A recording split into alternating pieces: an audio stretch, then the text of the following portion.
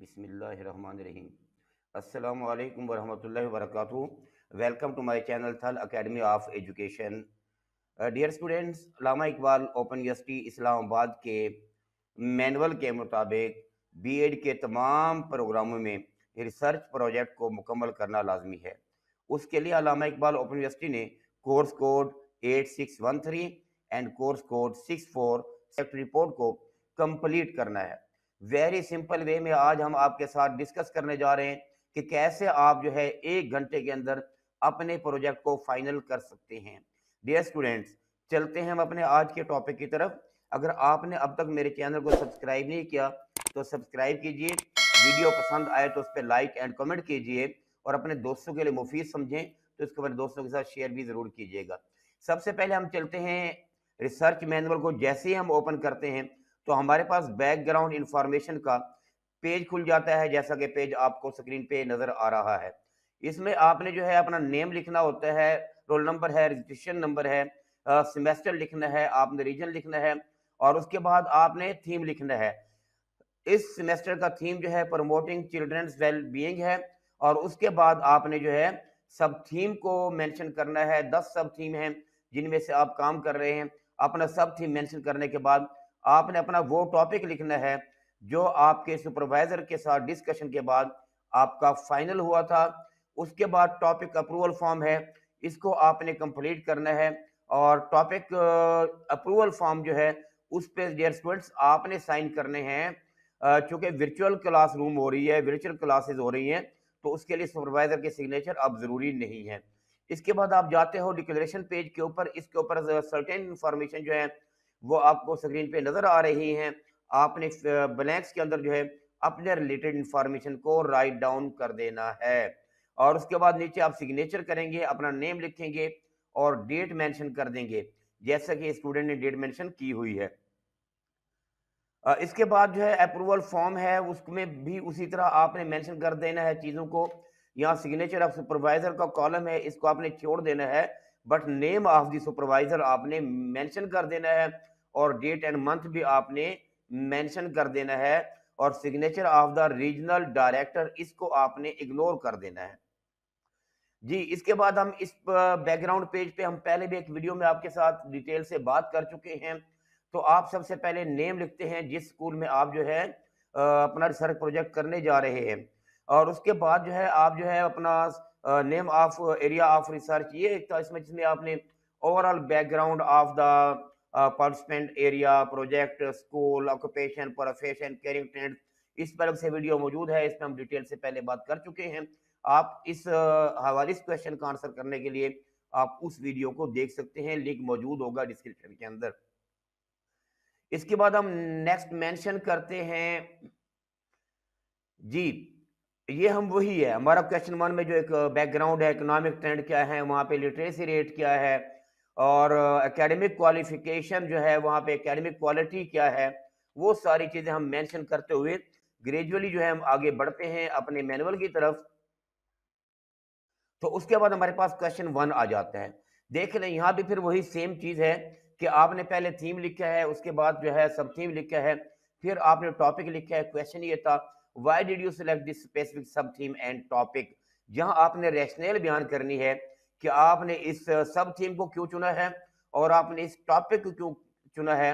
Rational आप बयान कर रहे हैं, इंपॉर्टेंस आप बयान कर रहे हैं, जैसा कि स्टूडेंट ने यहाँ पे मेंशन किया था। रिपोर्ट आपके सामने है, इससे अलग वीडियो में आपके साथ डिटेल के साथ लिखा बताया जा चुका है कि कौन कौन से सेंटेंसेस जो है आप इसको मेंशन कर सकते हैं। We all know that teaching in school use punishment as ये आप देखें। अब पनिशमेंट चूंकि उसका टॉपिक है इफेक्ट ऑफ पनिशमेंट के, तो उसने लिखा है पनिशमेंट के हवाले से, तो आपने यहाँ पे अपने टॉपिक के हवाले से मेंशन करना है चीजों को। उसकी टाइप्स पे चले जाना है, रीजनल बयान करनी है, आप बैकग्राउंड दे रहे हैं, आपका जो टॉपिक है उसका बैकग्राउंड क्या है उसको आप मेंशन कर रहे हैं और rational of the study next आपका टॉपिक आ रहा है, रैशनल ऑफ द स्टडी आप मेंशन उस पर कर रहे हैं। और इसके बाद जो है नेक्स्ट आप चलते हो नेक्स्ट क्वेश्चन की तरफ हम मूव करते हैं, क्वेश्चन नंबर 2 की तरफ। What was your discussion with your colleague friend senior teacher और सुपरवाइजर। इस पे भी हमारे क्वेश्चन नंबर 2 पे अलग से वीडियो मौजूद है, आप उसको देख सकते हैं कि उसमें कौन-कौन से एरिया को आपने टच करना होता है। तो सबसे पहले तो आप अपना प्रॉब्लम जो है डिस्कस करते हैं अपने सुपरवाइजर के साथ, और सुपरवाइजर के साथ डिस्कशन करने के बाद आप रिजल्ट पर पहुंचते हैं। I also discuss this problem with my colleague as well. आपने सुपरवाइजर को मेंशन किया, कोलीग्स को मेंशन किया, और आपने कहा the problem was that how to know that children are being progressive after the punishment. यानी आप अपने जो है टॉपिक है उसको आप रिलेट कर रहे हो उस डिस्कशन के अंदर, और उसके बाद जो है आप जो है सॉरी, आप जो है अपने कोलीग्स की ओपिनियन दे रहे हैं, सुपरवाइजर की ओपिनियन दे रहे हैं, डिस्कशन का रिजल्ट आपका क्या आया था उसको आप मेंशन कर रहे हैं। और आप मेंशन कर दें कि सुपरवाइजर ने मुझे एडवाइस किया कि आप गूगल पे जाके इससे रिलेटेड जो है वो रिसर्चेस को देखें और वहां से अपना लिटरेचर रिव्यू निकालें। उसके बाद हमारा जो क्वेश्चन नंबर 3 था, what did you find about the problem in existing literature books article websites. तो यहाँ पे आपको लिटरेचर रिव्यू के लिए रिसोर्सेज बता दिए गए हैं, ठीक है। वो रिसोर्सेज क्या हो सकते हैं, आपके बुक्स हो सकती हैं, रिसर्च आर्टिकल्स हो सकते हैं, वेबसाइट्स हो सकती हैं। और आपने करना क्या है, आपने गूगल स्कॉलर पे जाना है, एग्जैक्ट अपना टॉपिक लिखें और आगे लिखें एक्शन रिसर्च। टॉपिक लिखें गूगल स्कॉलर में जाके, और अपने टॉपिक के आगे जो है आपने टॉपिक के बाद एक्शन रिसर्च मेंशन करना है। जैसे ही आप मेंशन करोगे, आप सर्च बार पे जाओगे, आप क्लिक करोगे तो आपके टॉपिक से रिलेटेड एक्शन रिसर्च के टॉपिक आपके सामने आ चुके होंगे, आर्टिकल आ चुके होंगे। वहां से 2 या 3 आर्टिकल आप डाउनलोड कर लें और उसमें से आप जो है कुछ सेंटेंसेस उठा लें और उनको रिफ्रेज कर लें और अपने टॉपिक के साथ रिलेट करके आप उनको राइट डाउन कर सकते हैं। इस पे चूंकि लिटरेचर रिव्यू के हवाले से ऑलरेडी हम डिटेल में डिस्कस कर चुके हैं और अलग से वीडियो मौजूद है, तो आप उसको देखेंगे, उसका लिंक भी डिस्क्रिप्शन में दे दिया गया है, उसको आप वहां से देख ले देखें।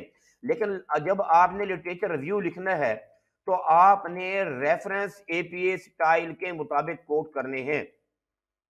एपीए स्टाइल का जो 6th एडिशन है मैनुअल का, एपीए स्टाइल मैनुअल का 6th एडिशन, वो इन वर्ग है, इन प्रैक्टिस है, उसको आपने मलहूज़ खातर रखना है। तो आप ये देखें, जैसे इस स्टूडेंट ने जो है राइट डाउन किया है एक रेफरेंस को हॉर्लेक का, और लेकिन इसके साथ जो है उसकी जो है पब्लिकेशन ईयर मेंशन करना जरूरी है। अगर आप इन टेक्स्ट जो है वो, जैसे इसमें जो है मार्कस का जो है वो रेफरेंस दिया है, बट साथ जो है क्या किया है, ईयर लिखा है। लेकिन आपने क्या करना है, आपने नेम लिखना है ऑथर का इन ब्रैकेट्स, नेम लिखा आपने, कॉमा डाला और आपने जो है ईयर लिखा, उसके बाद ब्रैकेट बंद करके फुल स्टॉप करना है अगर आप कोट कर रहे हो रेफरेंस के एंड के ऊपर। और अगर आप शुरू में नाम कोट कर रहे हैं तो फिर आप नेम लिखेंगे एंड ईयर लिखेंगे और फिर उसके बाद जो है आप इसको आगे स्टार्ट कर देंगे। और अगर आपका रेफरेंस जो है वो एपीए मैनुअल को आप देख लोगे तो वहां पे एक ऑथर को आपने कैसे कोड करना है, एक से ज्यादा, 2 है, 3 है, उनको आपने कैसे कोड करना है, जर्नल को कैसे कोड करना है, आर्टिकल को कैसे कोड करना है, बुक को कैसे कोड करना है, तो आप उसको जो है मलहूज़ खातर रखते हुए आप अपने उसको कंप्लीट कर सकते हैं। अब हम चलते हैं क्वेश्चन नंबर 4 की तरफ, जो आज का हमारा मेन जो है मौजूद बेस है। What are the major variables construct of your project. आपका जो टॉपिक है उसके मेजर वेरिएबल्स क्या हैं। मेजर वेरिएबल में डियर स्टूडेंट्स आपने इंडिपेंडेंट वेरिएबल और डिपेंडेंट वेरिएबल को आपने फाइंड आउट करना है, सर्च आउट करना है, उनको एलेबोरेट करना है, उनको मेंशन करना है। पहले आप बता रहे हैं कि डिपेंडेंट वेरिएबल क्या होता है। Dependent variable can be defined as a variable whose value depends on that of others value is called a dependent variable. आपने पहले डिपेंडेंट वेरिएबल को डिफाइन कर दिया, फिर इंडिपेंडेंट वेरिएबल को आपने डिफाइन कर दिया। अब आप बता रहे हो कि आपका डिपेंडेंट वेरिएबल क्या है, सेल्फ स्टीम है, और आपका इंडिपेंडेंट वेरिएबल क्या होता है इसके अंदर, क्योंकि पनिशमेंट पे कर रहे हैं तो पनिशमेंट है। तो अब आप अपने डिपेंडेंट वेरिएबल को भी एलेबोरेट कर रहे हो कि उससे आपकी क्या मुराद है, और इंडिपेंडेंट वेरिएबल डिपेंडेंट वेरिएबल दोनों को जो है आप एलेबोरेट कर रहे हो कि आप इससे क्या मुराद लेते हो, लिटरेचर में इससे क्या मुराद है, आपका जो डिपेंडेंट वेरिएबल है उसके कौन कौन से एस्पेक्ट हैं, इंडिपेंडेंट वेरिएबल के कौन कौन से एस्पेक्ट्स हैं। तो आपने जस्ट इस क्वेश्चन नंबर 4 के अंदर अपने मेजर वेरिएबल्स को, डिपेंडेंट वेरिएबल्स को, इंडिपेंडेंट वेरिएबल्स को आपने डिफाइन करना है, उसको एलेबोरेट करना है, उसको क्लियर करना है, उसको वाज़ेह अंदाज में आपने बयान करना है। नेक्स्ट आपका जो है, what do you want to achieve in this research project, इस रिसर्च प्रोजेक्ट में आप क्या हासिल करना चाहते हो। मीन कि आप ये रिसर्च प्रोजेक्ट क्यों कर रहे हो, आप ये टॉपिक क्यों कर रहे हो, आपने टॉपिक क्यों लिया, आप इससे क्या निकालना चाह रहे हो, आप इससे क्या फाइंड आउट करना चाह रहे हो। तो उसको आप कहते हैं objective of the study. Remember that आपके ऑब्जेक्टिव्स ऑफ द स्टडी हमेशा एक्शन वर्ड से शुरू होंगे, एक्शन वर्ब से शुरू होंगे। जैसे आपके सामने ये है हमारा research manual, objective of the study to study various techniques and methods to enhance the self esteem of the students. कौन कौन से जो है मेथड्स हैं जो हमारे स्टूडेंट्स की सेल्फ एस्टीम को इंप्रूव कर सकते हैं, बढ़ोतरी दे सकते हैं, यह हमारा पहला ऑब्जेक्टिव है। उसके बाद to assess the results of punishment on self esteem of student, तो हम देखना चाह रहे हैं to analyse the results of, to analyse the effects of punishment on self esteem of the students. और उसके बाद नेक्स्ट ऑब्जेक्टिव देखें, to critically analyse the effects of, यहां पे आपने क्या करना है, आप सेम वर्डिंग रख सकते हैं बट आपने टॉपिक अपना देना है, डिपेंडेंट वेरिएबल इंडिपेंडेंट वेरिएबल अपने मेंशन करने हैं, ऑब्जेक्टिव आपने अपने फ्रेम आउट करने हैं। To critically analyse the effects of different techniques on self esteem of student, to evaluate the role of teacher on the motivation, क्योंकि सेल्फ एस्टीम में जो है मोटिवेशन अहम रोल अदा करता है। मोटिवेशन और सेल्फ एस्टीम मिले हुए हैं, मोटिवेशन और पनिशमेंट का आपस में रिलेशनशिप है। तो इसलिए हम जो क्या करें, to evaluate the role of teacher on the motivation of students who have low self esteem due to punishment, student है उसकी पनिशमेंट से सेल्फ एस्टीम डैमेज हो गई है, तो अब हमने उसको मोटिवेट करना है। जब उसको मोटिवेट करेंगे तो हम देखेंगे कि मोटिवेशन के इफेक्ट से, अलग से टॉपिक भी हो सकता है कि मोटिवेशन से इफेक्ट जो है वो सेल्फ एस्टीम पे क्या रहे हैं।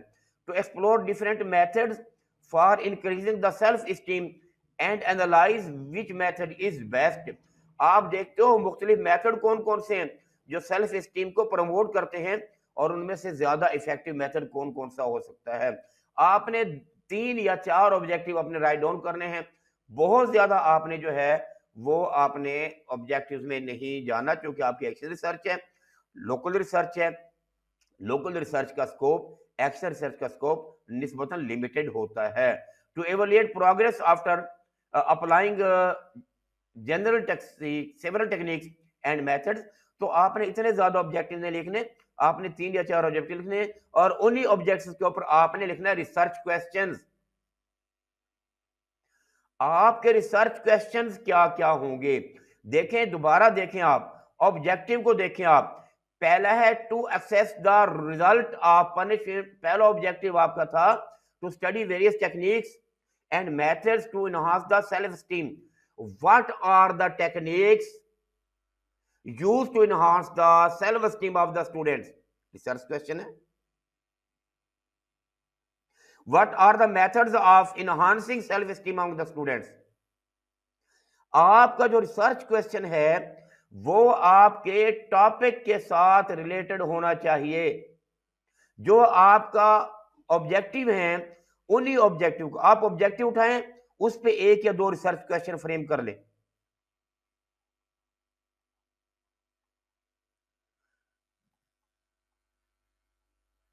जितने आपके ऑब्जेक्टिव होंगे उतने ही आपके रिसर्च क्वेश्चंस होंगे। नेक्स्ट हम चलते हैं, नेक्स्ट क्वेश्चन की तरफ चलते हैं। हमारा वो है who were the participant in your project. बहुत मजे का क्वेश्चन है, इसमें आपने अपनी पॉपुलेशन देनी है और आपने अपना सैंपल साइज देना है।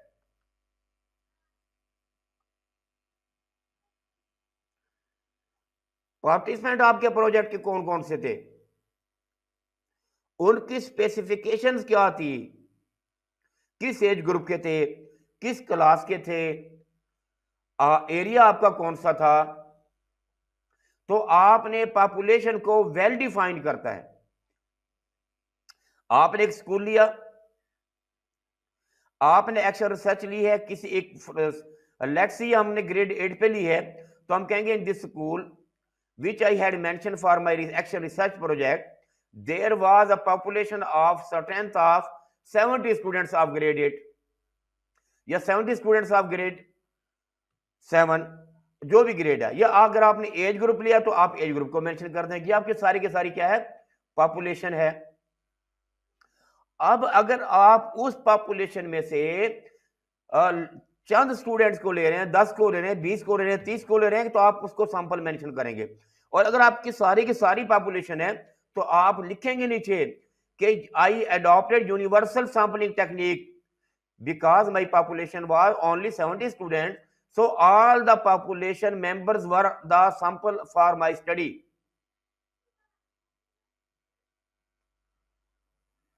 इसके बाद हम आ जाते हैं मेथडोलॉजी है नेक्स्ट क्वेश्चन में, question number 7, how did you try to solve the problem. आपके सामने आपने क्या किया, आपके सामने ऑब्जेक्टिव थे, रिसर्च क्वेश्चंस थे, आपके सामने प्रॉब्लम आ गई ना। अब आपने उस प्रॉब्लम को सॉल्व करने के लिए आपने मेथडोलॉजी क्या इख्तियार की। तो आपने इस क्वेश्चन के अंदर आपने उस मेथडोलॉजी को आपने एडॉप्ट जो किया था लिखना है आपने। थोड़ा सा अपने टॉपिक को आप एलेबोरेट करेंगे। आपकी स्टेटमेंट ऑफ द प्रॉब्लम आ रही है यहां पे, फिर आपकी जो स्टेटमेंट ऑफ द प्रॉब्लम है, आपका जो इंडिपेंडेंट वेरिएबल था वो किस किस तरह इफेक्ट कर रहा है डिपेंडेंट वेरिएबल को, आप उसको राइट डाउन करेंगे और आप बताओगे कि आपने जो है स्टेटमेंट ऑफ द प्रॉब्लम, आपने अपना स्टेटमेंट ऑफ द प्रॉब्लम में आपने अपने प्रॉब्लम को स्टेट कर दिया जो आपको टॉपिक था। उसके बाद आपने ऑब्जेक्टिव ऑफ द स्टडी जो आपने मेंशन किए थे, अब यहाँ पे एक्शन वर्ड में नहीं, आपने वैसे उसको मेंशन कर देना है। फिर इसके बाद आप सिग्निफिकेंस ऑफ द स्टडी, कि आपकी इस स्टडी की जो है अहमियत क्या है, इंपॉर्टेंस क्या है, इस स्टडी से आप निकालने क्यों जा रहे हैं। और आप इस आपके जो स्टेक होल्डर्स हैं, जैसे आपके स्कूल एडमिनिस्ट्रेशन है, टीचर्स हैं, पेरेंट्स हैं, स्टूडेंट्स हैं, उनके लिए आपकी जो रिसर्च स्टडी है वो क्यों इंपॉर्टेंट है।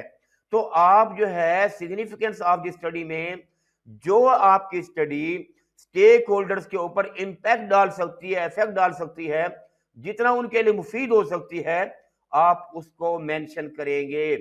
नेक्स्ट क्वेश्चन हमारा है, what kind of instrument was used to collect data. Instrument आपने क्या यूज किया, आपने चेकलिस्ट बनाई, आपने क्वेश्चनेयर बनाया, आपने ऑब्जर्वेशन की, आपने इंटरव्यू लिया, आपने टेक्निक कौन सी यूज की। जो भी टेक्निक आपने यूज की है आपने उसको यहां पे राइट डाउन कर देना है। डियर स्टूडेंट, पहले आप बताएंगे कि इंस्ट्रूमेंट होता क्या है, आपने कौन सा इंस्ट्रूमेंट सिलेक्ट किया, जो इंस्ट्रूमेंट आपने सिलेक्ट किया उसके पीछे रीजन बिहाइंड क्या थी, इंस्ट्रूमेंट के पीछे रिसर्च डिजाइन आपने कौन सा था, आपका क्वालिटेटिव रिसर्च है, क्वांटिटेटिव रिसर्च है, या आपकी मिक्स मेथड है, तो आपने इसको मेंशन करना है। रिसर्च इंस्ट्रूमेंट में आपने ऑब्जर्वेशन बता देनी, अगर आप क्लासरूम को ऑब्जर्वेशन कर रहे हैं तो ऑब्जर्वेशन टेक्निक, उसके लिए आप जो है चेकलिस्ट डेवलप करेंगे। क्वेश्चन, अगर आप इंटरव्यू कर रहे हैं क्वेश्चन करेंगे, अगर आप सर्वे बना कर रहे हैं तो आप जो है क्या करेंगे स्टूडेंट्स, तो फिर आप सर्वे अगर कर रहे हैं तो उसके लिए भी आप क्वेश्चन डेवलप करेंगे। और अगर आपकी एक्सपेरिमेंटल स्टडी है तो फिर आप क्या करोगे, उनका दो ग्रुप बनाएंगे, एक डिपेंडेंट वेरिएबल सॉरी एक जो है दो आपने ग्रुप, इंडिपेंडेंट एक्सपेरिमेंटल ग्रुप और एक control group, sorry experimental group और कंट्रोल ग्रुप आपने बना लिया। और अगर आपने एक्सपेरिमेंटल ग्रुप बनाया है, कंट्रोल ग्रुप बनाया है, फिर दोनों से आप प्री टेस्ट लेंगे, फिर दोनों का पोस्ट टेस्ट लेंगे, लेकिन ये लेना तब है जब आपकी एक्सपेरिमेंटल स्टडी हो। एक्सपेरिमेंटल स्टडी ना हो तो फिर उसके लिए आपको कंट्रोल ग्रुप और एक्सपेरिमेंटल ग्रुप बनाने की जरूरत नहीं है। What were the finding and conclusion. अब यहाँ पे आप जो है इस हिस्से में आपकी रिसर्च से क्या निकला, रिजल्ट्स क्या आए, आपने जो ऑब्जर्वेशन की, आपने जो सर्वे किया, आपने जो इंटरव्यू किए, आपने जो चेक लिस्ट देखी, उनसे रिजल्ट्स क्या क्या आए, इस क्वेश्चन के आंसर में आपने अपनी फाइंडिंग्स को देना है। और फाइंडिंग्स आप टेबल बनाएं, उसके आप टेबल्स बनाएं, उसके आप डायग्राम्स बनाएं और खूबसूरत तरीके से के साथ एलिबोरेट करें। और मैंने आपसे कहा था, देखें अब थोड़ी देर पहले जब हम डिस्कशन कर रहे थे लिटरेचर रिव्यू पे, तो वहां आपने जो आर्टिकल जो आपने डाउनलोड किए हैं उनमें आप देखें कि उन्होंने रिजल्ट्स को कैसे जो है एलिबोरेट किया है। उसी तरीके से आप टेबल बनाएं, उस तरीके से ग्राफ्स बनाएं और उसको जो है उस डिस्कशन को करें आप, जो आपके रिजल्ट्स आए हैं, और उस डिस्कशन को करते हुए आप जो है अपने प्रोजेक्ट को कंक्लूजन दे कि आपने उससे हासिल क्या किया है, उसके रिजल्ट्स क्या निकले हैं, इसको आप कैसे सम अप करने जा रहे हो। जी डियर स्टूडेंट्स, लास्ट आपका जो क्वेश्चन नंबर 10 है वो है आपका summary of the project. Summary of the project में आपने खूबसूरत तरीके के साथ, इख्तिसार के साथ, जामियत के साथ, कंप्रीहेंसिव वर्ड्स एंड सेंटेंसेस के साथ आपने जो है स्टेटमेंट ऑफ प्रॉब्लम से चलते हुए ऑब्जेक्टिव ऑफ द स्टडी की तरफ आना है। आपने मेथोडोलॉजी क्या इख्तियार की थी, आपने टूल कैसे डेवलप किया था, आपके इंस्ट्रूमेंट क्या था, आपकी फाइंडिंग्स क्या आई हैं, वो सारी आपने क्वेश्चन नंबर 10 के जवाब में मेंशन कर देनी है।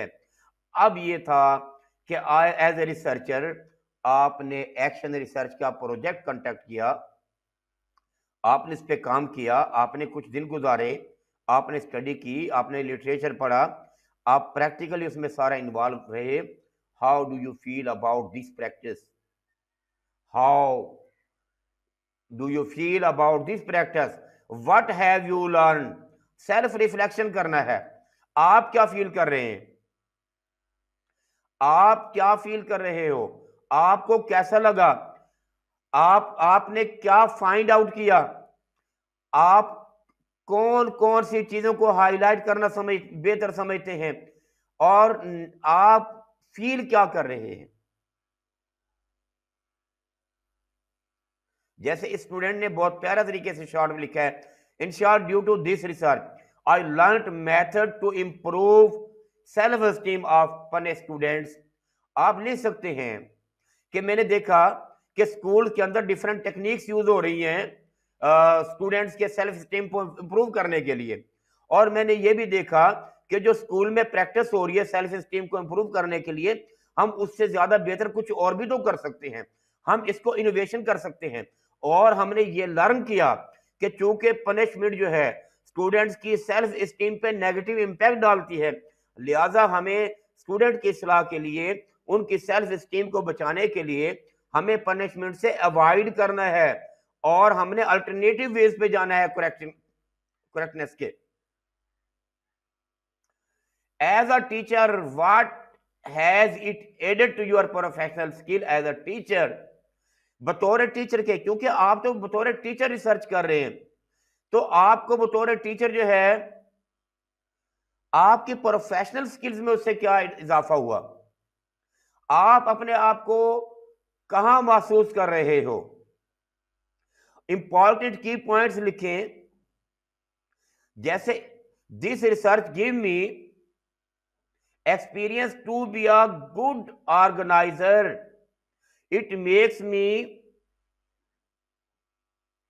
ready for everything. Before this research I was not a good organizer, before this research I was not good a researcher, before this research I was not able to analyze the phenomena in its real spirit. This research make me innovative, this research made me explorative, this research made me critical analyzer, this research made me real reflector of the situation, this activity was very useful for me, this activity enhanced my knowledge and skills. तो इस तरह जो है आप खूबसूरत अंदाज में जो है वो अपने अंदर जो आपके चेंजेस आई हैं इस प्रोजेक्ट को करने के बाद जो आप फील कर रहे हैं वो आपने राइट डाउन करनी है। नेक्स्ट हम चलते हैं list of works you cited in your project, follow the APA manual 6th edition. यहाँ डियर स्टूडेंट्स आपने रेफरेंस लिस्ट देनी है, यहाँ पे रेफरेंसेस देने हैं और वो रेफरेंसेस देने हैं जो आपने अपने प्रोजेक्ट में इस्तेमाल किए हैं। क्योंकि आपने लिटरेचर रिव्यू लिया था, आपने 2 या 3 पेपर जो है आपने डाउनलोड किए थे, तो आपने जो रेफरेंस लिस्ट उन्होंने दी हुई है वहीं से रेफरेंस लिस्ट उठाएं और उन रेफरेंसेस को अपने प्रोजेक्ट के एंड पे मेंशन कर दें। उम्मीद है ये वीडियो आपके लिए इंतहाई मुफीद और मुआविन होगी 86136464 स्टूडेंट्स के लिए। और इंशाअल्लाहुल अजीज़ वीडियोस का ये सिलसिला जारी रहेगा। अपने कमेंट्स दीजिएगा, वीडियो को लाइक कीजिएगा। फिर मिलते हैं इंशाअल्लाह एक